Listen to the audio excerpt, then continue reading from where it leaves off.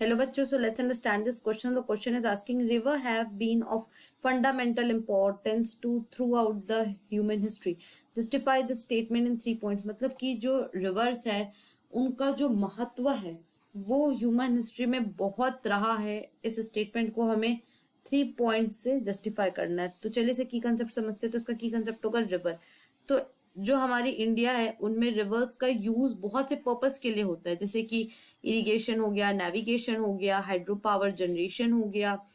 अब एग्रीकल्चर की बात करें तो हम सभी ये बात जानते हैं कि जो भारत है वो एक कृषि प्रधान देश है। तो ये जो फार्मर्स होते हैं वो क्या करते हैं, वो पानी को डायरेक्टली ले लेते हैं रिवर से एग्रीकल्चरल फील्ड के लिए। और क्यों लेते, ताकि वो अपने फील्ड में जो उग रहे पेड़ है उनकी जरूरतों को पूरा कर सके। अब जो नदियां हैं वो सिल्ट भी कैरी करती है, तो सिल्ट कैरी होने से क्या होता है कि वहां की जो जमीन होती है वो बहुत ज्यादा न्यूट्रिशियस हो जाती है, मतलब कि उपजाऊ हो जाती है। और इसकी वजह से क्या होती है कि जो फसल होती है वो और अच्छे से ग्रो करती है। तीसरा कि बहुत से जो रिवर्स होते हैं वो उनका पिक्चरिस्क टूरिस्ट स्पॉट रहा है।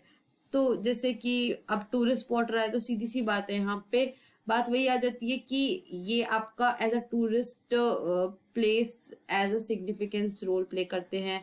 अब सीधी सी बात है, कोई नदी है, अब वो एज अ टूरिस्ट स्पॉट रहेगी तो लोग आएंगे घूमने के लिए, तो इससे क्या होगा, इंडिया की इकोनॉमी को भी फायदा होगा, वहां की इकोनॉमी को फायदा मिलेगा, वहां के लोगों को एम्प्लॉयमेंट मिलेगा, वहां के लोगों को नौकरी मिलेगी।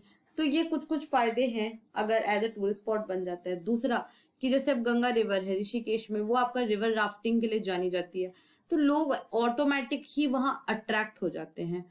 और वो एज अ टूरिस्ट स्पॉट भी है तो लोगों को एम्प्लॉयमेंट भी मिल रहा है। So I hope this question has been clear to you. Thank you and best of luck.